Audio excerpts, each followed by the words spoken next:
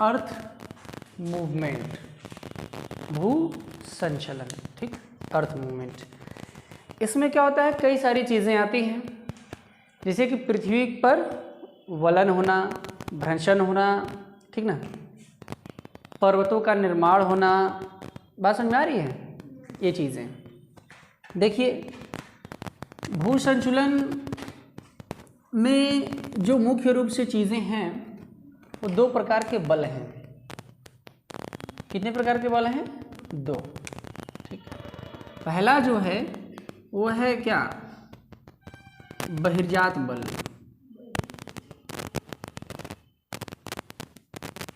ठीक ना, यानी कि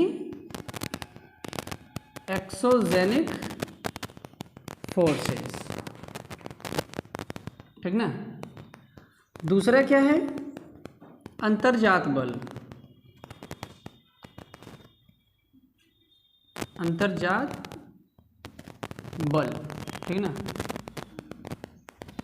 इंडोजेनिक फोर्सेस, क्लियर। तो बहिर्जात बल और अंतर्जात बल क्या हुआ, एक्सोजेनिक फोर्सेस और एंडोजेनिक फोर्सेस। ऐसा बल जो पृथ्वी की ऊपरी धरातल पर प्रकट होता है, ठीक ना, इससे पृथ्वी के आंतरिक भागों से कोई लेना देना नहीं होता। तो इस प्रकार का बल क्या कहा जाता है, बहिर्जात बल, ठीक। इन बलों के द्वारा कौन कौन सी क्रियाएं होती हैं, तो इन बलों के द्वारा जो है आपका अपर्दन होता है, ठीक, क्लियर हुआ, अपर्दन हुआ, अनाच्छादन हुआ, ठीक, अनाच्छादन में ही अपर्दन आता है। तो ऊपर क्या हो गई, ये सब बहिर्जात बल, एक्सोजेनिक फोर्सेस। और जो इंडोजेनिक फोर्सेज होते हैं, इंडोजेनिक जो अंतर्जात बल होते हैं, ठीक ना, ये बल धरातल के अंदर से उत्पन्न होते हैं, धरातल के अंदर से उत्पन्न होते हैं। तो जाहिर सी बात है कि जो बल धरातल के अंदर से उत्पन्न होगा वो पृथ्वी पर बड़े पैमाने पर परिवर्तन लाएगा, ठीक ना, पर्वतों का निर्माण करेगा, वलन करेगा, भ्रंशन करेगा। बात समझ में आ रही है? ये सब समझेंगे अभी हम लोग कि वलन क्या होता है, भ्रंशन क्या होता है, ठीक। एक चीज़ और समझते हैं इसमें आगे। देखिए, एक होता है उत्थान, ठीक ना, अंतर्जात बल को पटल विरूपणी बल भी कहते हैं। क्या कहते हैं? पटल विरूपणी बल, ठीक ना। पटल विरूपण का मतलब जो धरातल है उस पर उसको विरूपित कर देता है, मोड़ता है, तोड़ता है। अंतर्जात बल, एंडोजेनिक फोर्सेस, ये सारे कार्य करते हैं, ठीक ना, क्लियर। देखिए अब इसमें अगर हम बात करेंगे आगे ना, तो दो चीज़ें होती हैं, एक दीर्घकालिक होता है और एक सडन होता है। क्या होता है? दीर्घकालिक और सडन, अचानक। तो जो दीर्घकालिक होते हैं, जो दीर्घकालिक बल होते हैं, ये क्या करते हैं कि जहाँ पर धरातल के जिस भाग पर परिवर्तन लाते हैं वह भाग क्या करता है, लंबे समय तक अपने में परिवर्तन करता रहता है, धीरे धीरे उसका अंदाज़ा नहीं लगता, लेकिन एक लंबी अवधि के बाद हमें परिवर्तन स्पष्ट रूप से देखने को मिलता है। बात समझ आ रही है? जैसे फिनलैंड के पास, फिनलैंड एक देश है, फिनलैंड के पास की जो ज़मीन है हर साल 1 सेंटीमीटर ऊपर आ रही है। 1 सेंटीमीटर क्या हो रही है? ऊपर आ रही है। तो इससे फिनलैंड के पास क्या है, जमीन, भूमि, धरातल क्या हो रहा है, लगातार वृद्धि हो रही है फिनलैंड के क्षेत्रफल में, ठीक ना, क्लियर हुआ। तो ये सारी चीजें हैं। कहीं पर क्या होता है कि जमीन नीचे धंसने लगती है, कहीं पर जमीनें क्या होती हैं, नीचे धंसने लगती हैं, तो वहाँ का क्षेत्रफल क्या होने लगेगा, कम होगा। पानी भरेगा तो क्षेत्रफल जमीन का क्या होगा, स्थल डूबेगा तो कम होगा, ठीक है ना। तो उत्थान कहते हैं किसको? अपलिफ्टमेंट, ठीक ना। कब? जब धरातल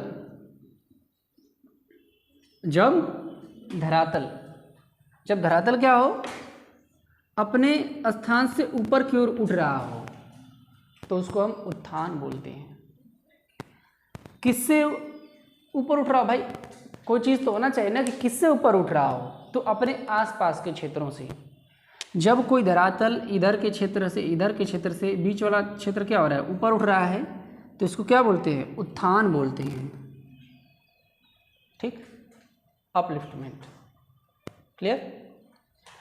और अवतलन होता है, अवतलन, सब्सिडेंस किसको कहते हैं? जब कोई जमीन आसपास की जमीनों से नीचे जा रही हो बड़े पैमाने पर, तो उसको क्या बोलते हैं? अवतलन।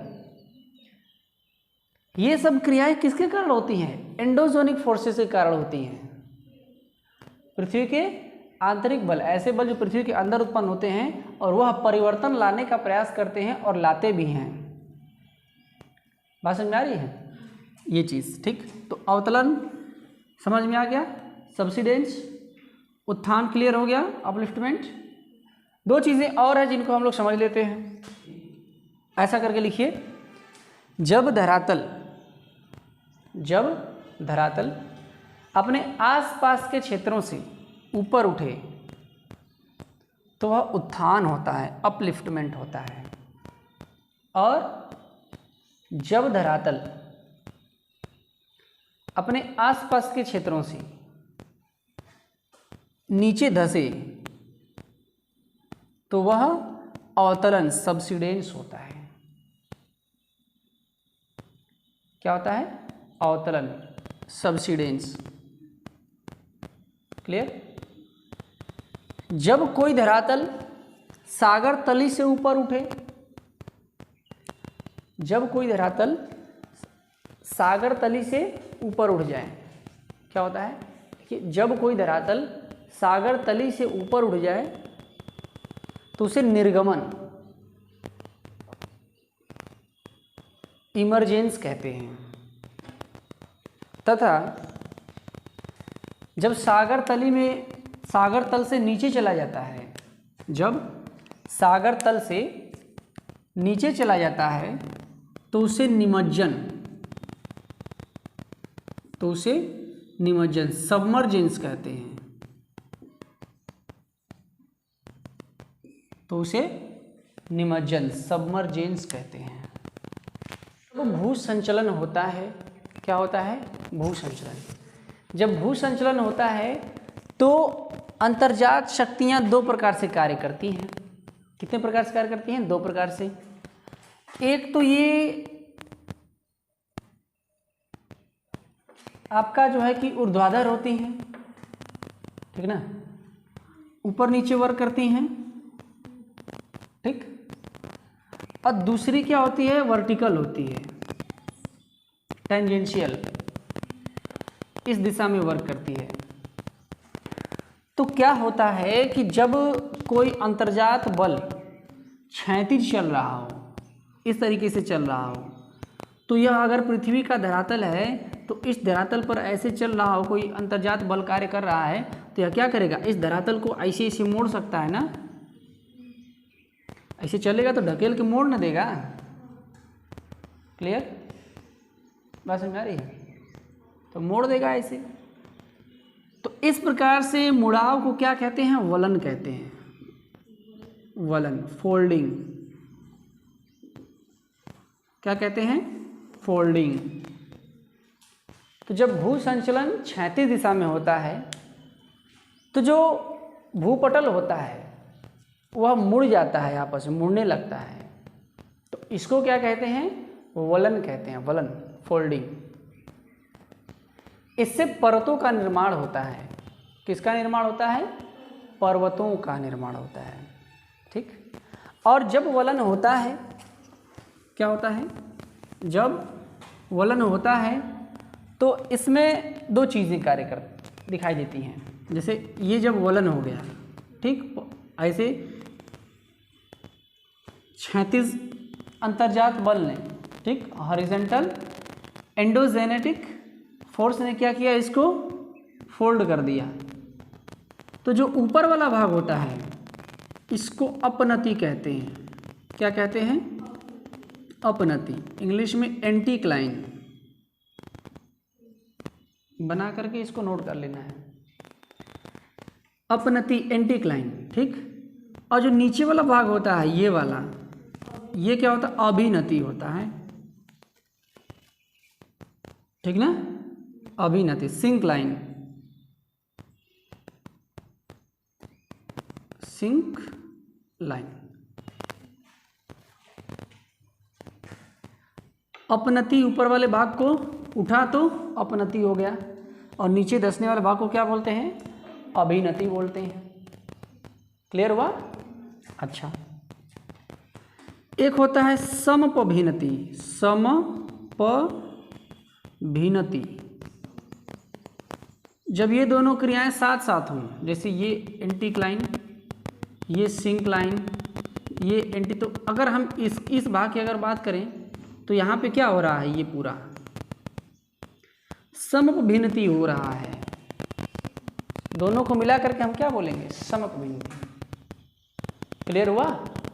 और ऊपर वाले भाग को एंटीक्लाइन, नीचे वाले भाग को सिंक्लाइन, अभिनति और अपनति। क्लियर हो गया?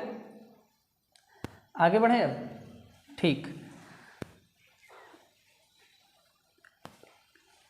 जब वलन होता है, अच्छा हमने बताया था ना हिमालय पर्वत का निर्माण, ठीक ना, हिमालय पर्वत जब इंडियन प्लेट ने क्या किया, जा करके यूरेशियन प्लेट में क्या किया?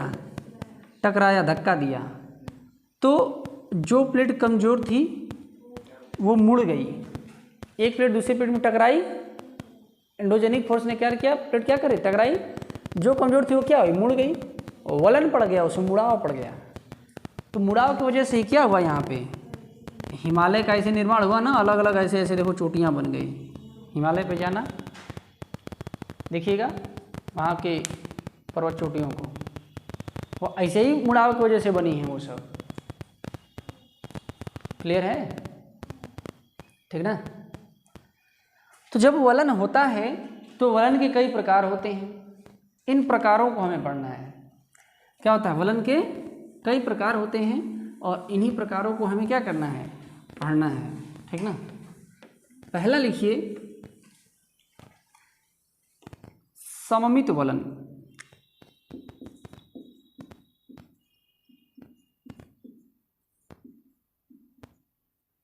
सममित वलन, ठीक।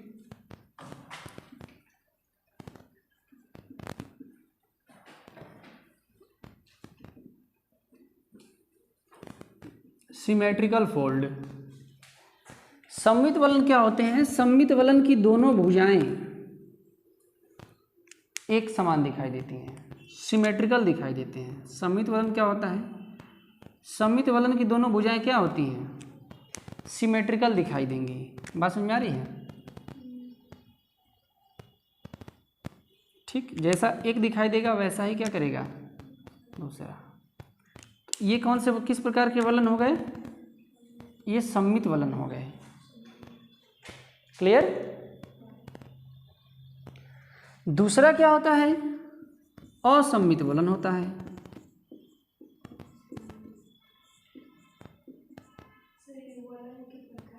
हाँ, वलन के प्रकार हैं। असममित वलन, ठीक, असिमेट्रिकल।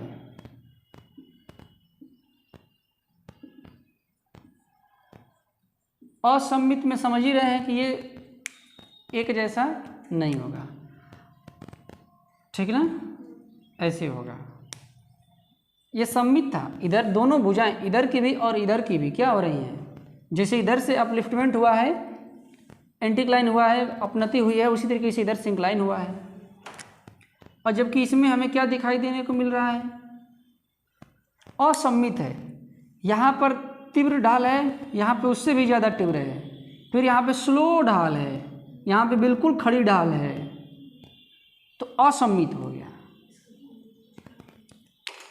बात समझ आ रही ना?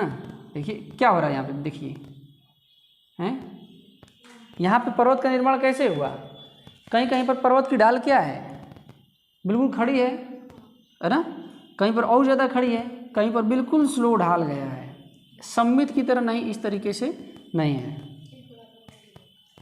ठीक ना। अच्छा, सममित वलन में उदाहरण भी लिखते चलिए। सममित वलन में क्या है, स्विट्जरलैंड का जूरा पर्वत, स्विट्जरलैंड का जूरा पर्वत, और इसमें क्या लिखेंगे, इंग्लैंड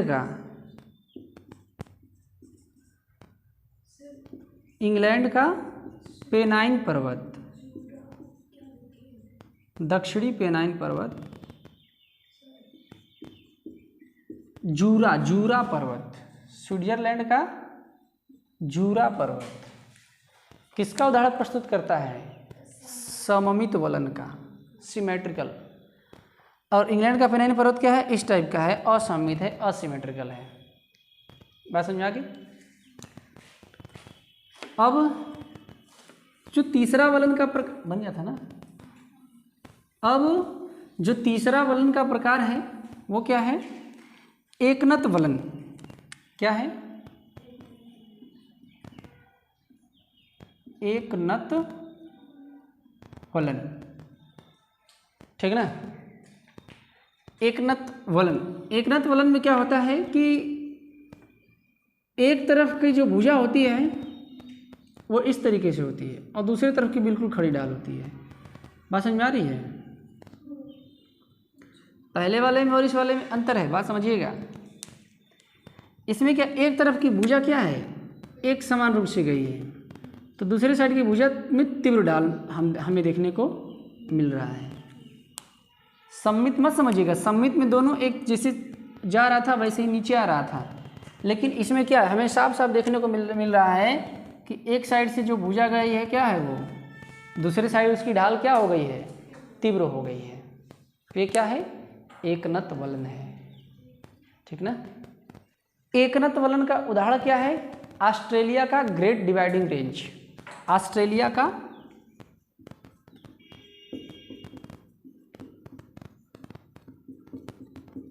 ग्रेट डिवाइडिंग रेंज, ठीक ना, ग्रेट डिवाइडिंग रेंज। क्लियर हो गया, ठीक है।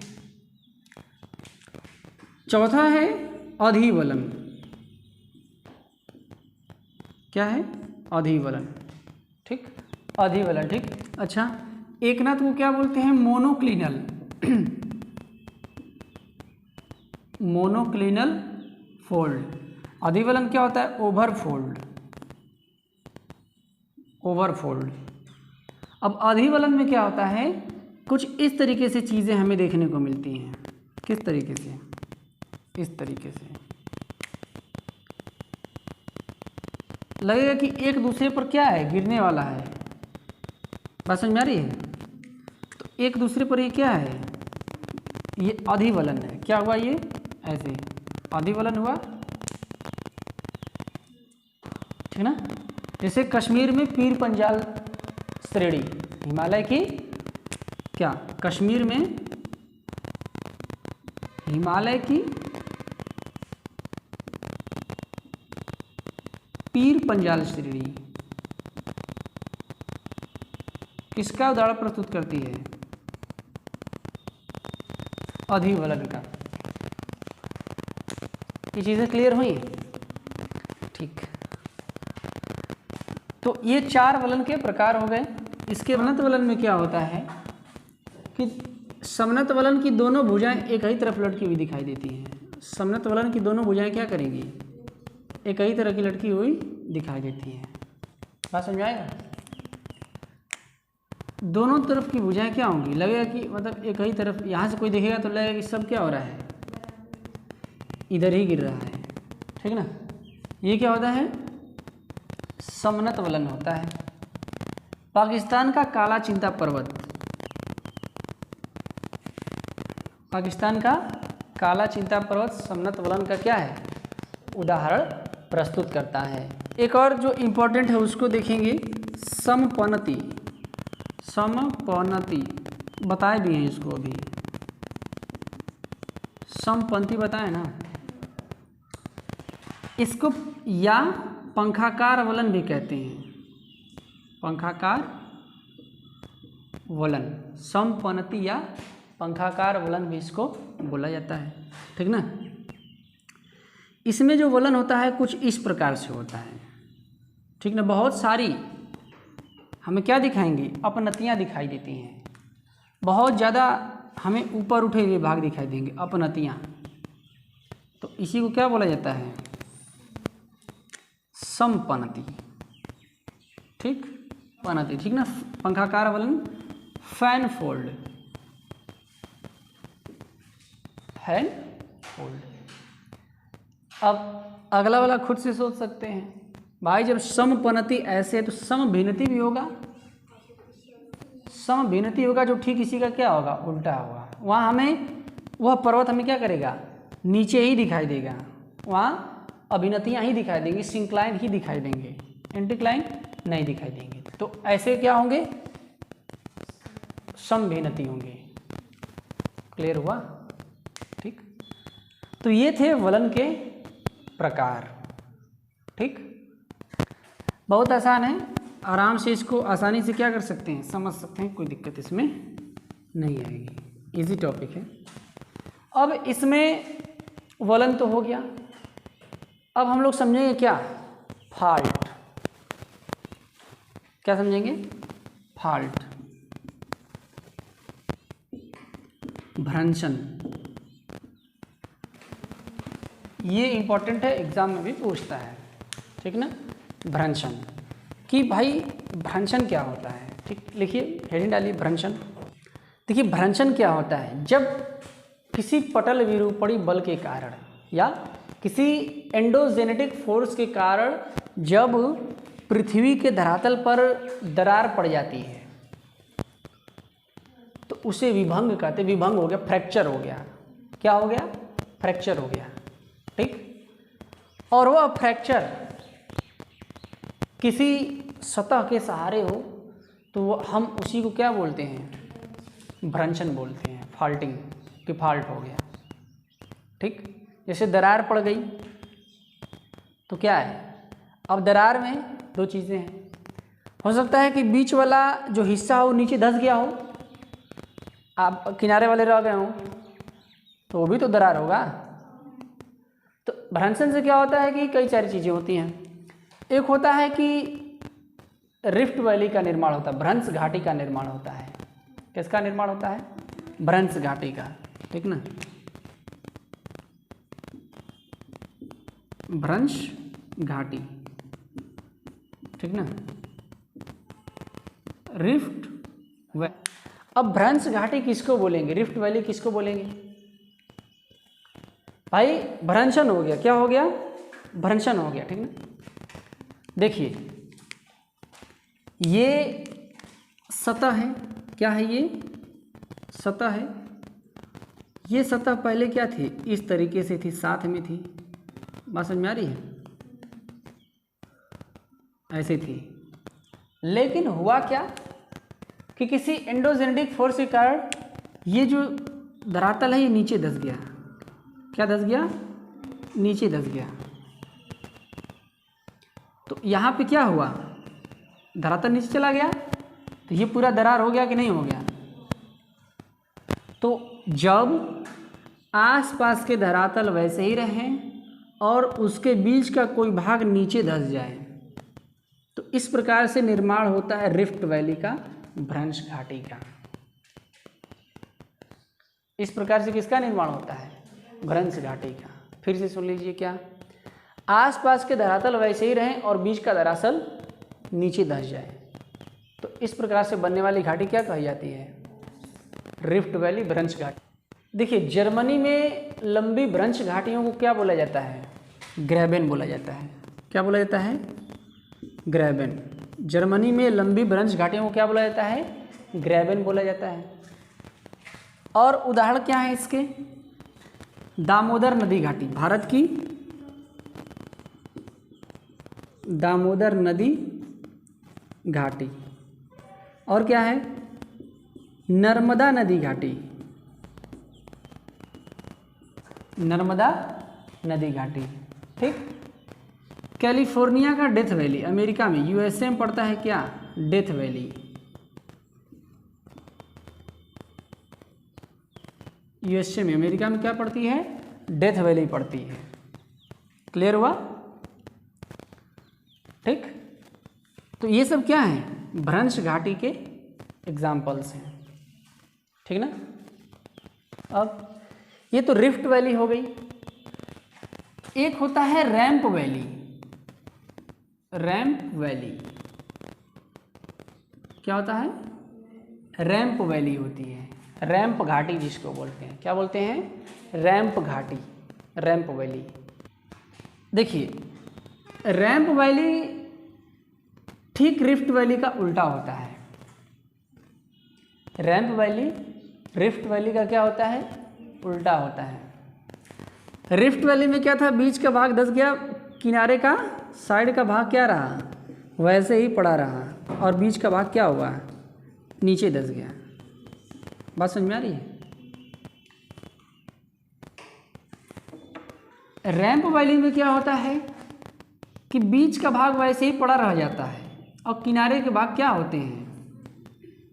बोलिए, ऊपर चले जाते हैं। ठीक। बीच का भाग वैसे ही रहा, और किनारे के भाग क्या हुए? ये दोनों किनारे वाले ऊपर उठ गए, और बीच वाला वैसे ही पड़ा रहा। इसे देखिए, ये पहले क्या था? अगर हम ऐसे बनाएं तो ये पहले क्या था? सेम था। ठीक। और ये क्या था? सेम था। ठीक। अब समझ में आएगा। तो हमें देखने से ये क्या पता चल रहा है कि भाई ये तीनों लाइन क्या थी? पहले धरातल, ये धरातल, ये और ये एक सीध में थे।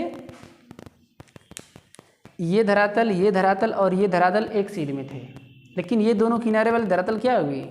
ऊपर उठ गए, बीच वाला वैसे ही रह गया। तो इस प्रकार से जो जिस घाटी का निर्माण होता है, जिस वैली का निर्माण होता है, इस प्रकार की वैली को क्या बोलते हैं? रैंप वैली बोलते हैं। ठीक। इसका एग्जाम्पल क्या है? असम की ब्रह्मपुत्र घाटी। असम की ब्रह्मपुत्र घाटी। ब्लॉक माउंटेन देख लेते हैं। क्या देखेंगे? Block mountain. Block mountain. अब ब्लॉक माउंटेन क्या होते हैं भाई? देखिए, कुछ इस तरीके से चीज़ें क्या होती हैं? बन जाती हैं। ठीक।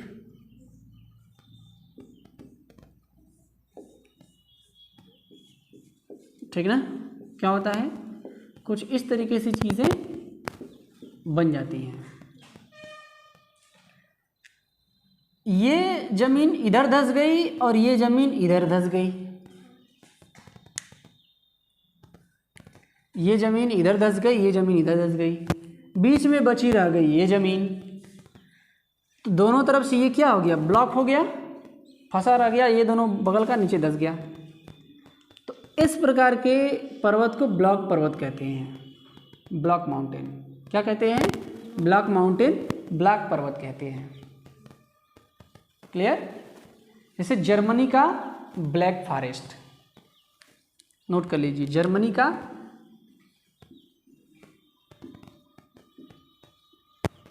ब्लैक फॉरेस्ट पर्वत।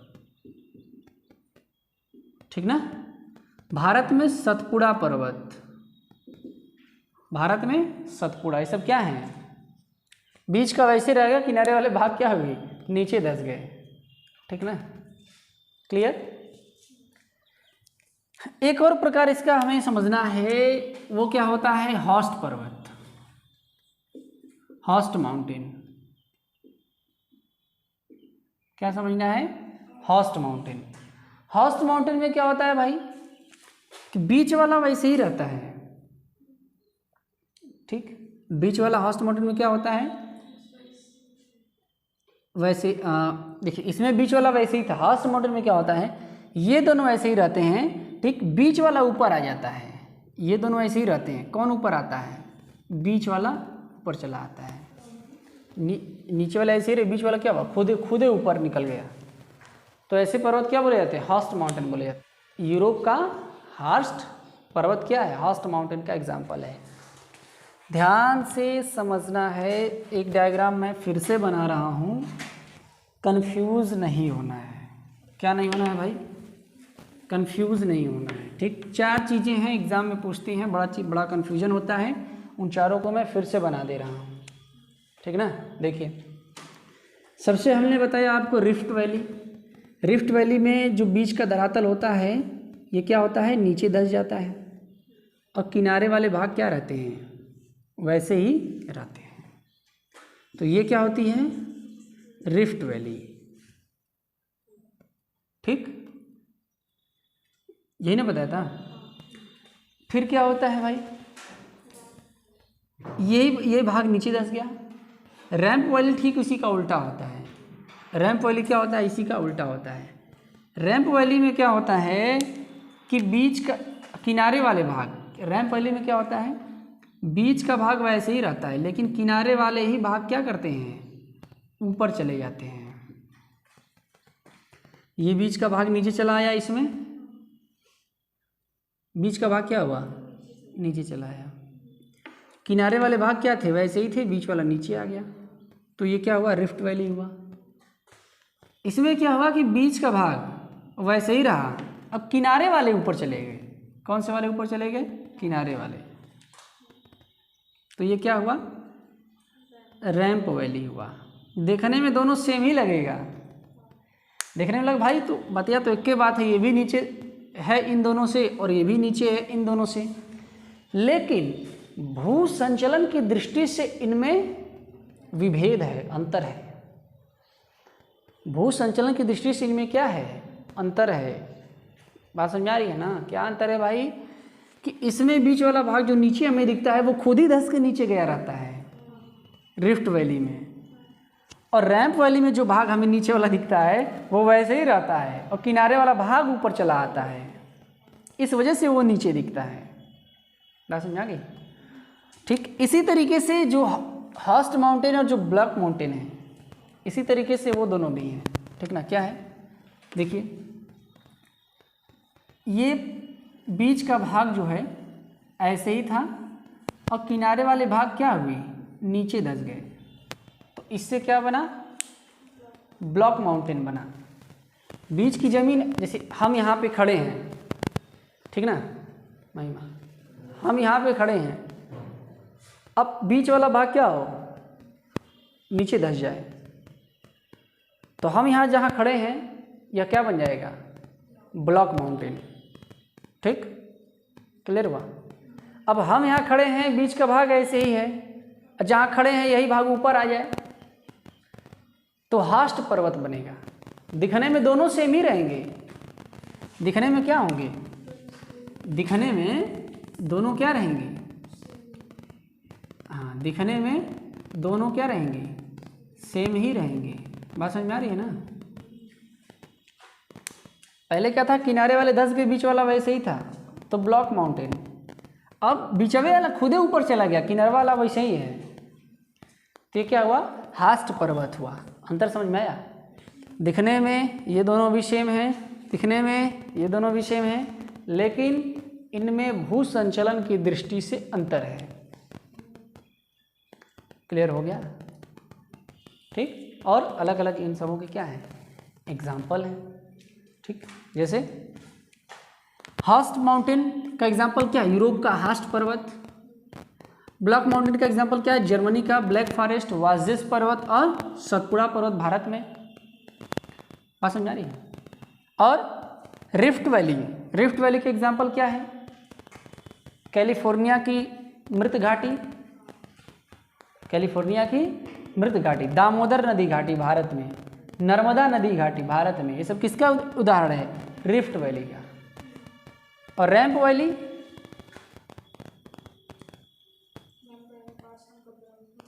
रैंप वैली के एग्जाम्पल क्या होगा, असम की ब्रह्मपुत्र घाटी। एग्जाम में कई बार पूछा है कि असम की ब्रह्मपुत्र घाटी क्या है, रिफ्ट वैली है कि रैंप वैली है, तो रैंप वैली है असम की ब्रह्मपुत्र घाटी। ठीक ना। रैंप वैली है, रैंप में क्या, किनारे के भाग ऊपर चले गए, नदी बीच में ही बहती रह गई, तो क्या है, ब्रह्मपुत्र नदी घाटी। बात समझ में आ गया, क्लियर। देखिए कोबर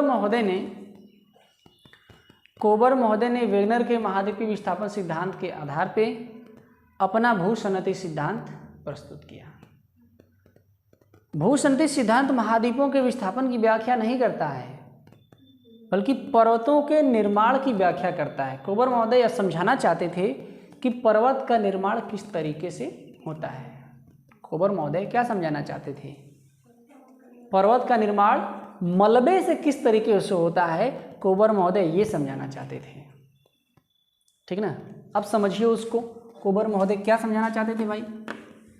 एग्जाम में पूछेगा कि कोबर महोदय ने जो अपना भूसंनति सिद्धांत दिया है, तो कोबर महोदय के सिद्धांत का मूल मकसद क्या था, तो लिखेगा क्या, प्लेटों के टकराने से पर्वत का निर्माण या अवसादों से पर्वत का निर्माण। तो सही कौन सा है, अवसादों से पर्वत का निर्माण। कोबर महोदय अवसादों से पर्वतों के निर्माण होने की व्याख्या करना चाहते थे, तो उन्होंने हिमालय पर्वत का क्या लिया, उदाहरण लिया। तो कोबर महोदय ने क्या कहा कि देखिए भाई, वेगनर महोदय ने पहले क्या बताया कि देखिए ये क्या था, इस पर ये भाग क्या था, पैंजिया, और ये क्या था, पैंथालासा, फिर दो भाग में टूटा, ठीक, ये एक ऊपर का और एक ये नीचे का, ये अंगारा लैंड और ये गोंडवाना लैंड, ठीक, क्लियर। फिर क्या हुआ, अलग अलग ये जो गोंडवाना लैंड था ये फिर अलग अलग भागों में क्या हुआ, टूटा, अलग अलग कई भागों में टूटा। तो गोंडवाना लैंड के अलग अलग भागों में टूटने से क्या हुआ कि जो अफ्रीका महाद्वीप के पास का जो भूभाग था, कौन, भारत, इंडिया, ऐसे चिपका हुआ था इसी में, और ऑस्ट्रेलिया इसी में यहाँ चिपका हुआ था। तो ऑस्ट्रेलिया की बात हमें करनी नहीं है। तो कोबर महोदय ने क्या बताया कि देखिए, जब भारत का यह भाग खिसक करके गया, ठीक ना, धीरे धीरे धीरे धीरे धीरे धीरे गया, तो यहाँ पे जो था ये आपका यूरेशिया हो गया। तो जब ये पास में गया तुरंत तो इसका निर्माण हो नहीं गया। तो यहाँ पर जब ये था तो बीच में टेथिस सागर था, क्या था, टेथिस सागर, बीच में जब यहाँ पर ये पहुँचा, भारत कहाँ पहुँचा, यहाँ पे पहुँचा, टेथिस सागर था, क्या था, टेथिस सागर। यहाँ से भी कुछ नदियाँ पहले बहा करती थी जो इस टेथिस सागर में आती थी, और ये भाग भी ज्वालामुखी क्रिया के कारण क्या था, प्रायद्वीपीय भाग भी ज्वालामुखी क्रिया के कारण ऊंचा हो गया था, और यहाँ से भी नदियाँ क्या थी, इस भाग में जाती थी। तो टेथिस सागर में पूरा क्या भरा था, अवसाद भरा था, नदियों का मलबा भरा था। नदियाँ भाई अवसाद बहा के ले जाती हैं ना, मिट्टी कंकड़ पत्थर ये सब, तो पूरा क्या था, अवसाद भरा था। तो कोबर महोदय ने कहा, क्या बताया कि जब ये भाग, कौन सा भाग, ये वाला, जब ये भाग टकराया तो भाई वलन किस प्रकार से हुआ, किसका वलन हुआ, तो उन्होंने कहा कि जो अवसाद थे पूरा टेथिस सागर में जमे हुए, उन्हीं का वलन हो गया, पूरा सब ऊपर उठ गए। तो मलबा ही उठ करके किसका निर्माण किया, हिमालय पर्वत का। और जब इसका टकराव हुआ तो ये जा करके भारत कहाँ से टक गया, इसी में चिपक गया, ठीक ना। और यहाँ हिमालय पर्वत का क्या हो गया, निर्माण हो गया। जब हिमालय पर्वत का निर्माण हुआ तो यहाँ का जो मलबा था ये पूरी तरीके से यह जगह क्या हो गई, खाली हो गई, गड्ढा बन गया वहाँ पे। बाद में जब हिमालय, मतलब बहुत बाद में हिमालय पर क्या हुआ, बर्फबारी हुई ऊंचा होने से भाई, तो जब नदियाँ उतरी हिमालय से तो इन नदियों ने फिर से हिमालय को कुरेदना शुरू किया, और जब फिर से हिमालय को कुरेदना शुरू किया तो अपने हिमालय के ही अवसाद ला करके भारत के इस भाग को क्या कर दिया, जो गड्ढा वाला भाग था, जो गहरी खाई था, उसको भर दिया, जिसको हम उत्तर भारत का समतल मैदान, जो आज हम लोग ये देख रहे हैं, इस नाम से जानते हैं। तो वही मलबा फिर क्या हुआ, आ करके नदियों ने इसको उपजाऊ बनाया है, इस पूरी मिट्टी को, पूरे उत्तर भारत का जो पूरा समतल मैदान है उसको नदियों ने बनाया है। तो कोबर क्या समझाना चाहते थे भाई कि मलबे से पर्वत का निर्माण देखिए होता है। मैं बताता हूँ कि ये कैसे हुआ, ठीक ना।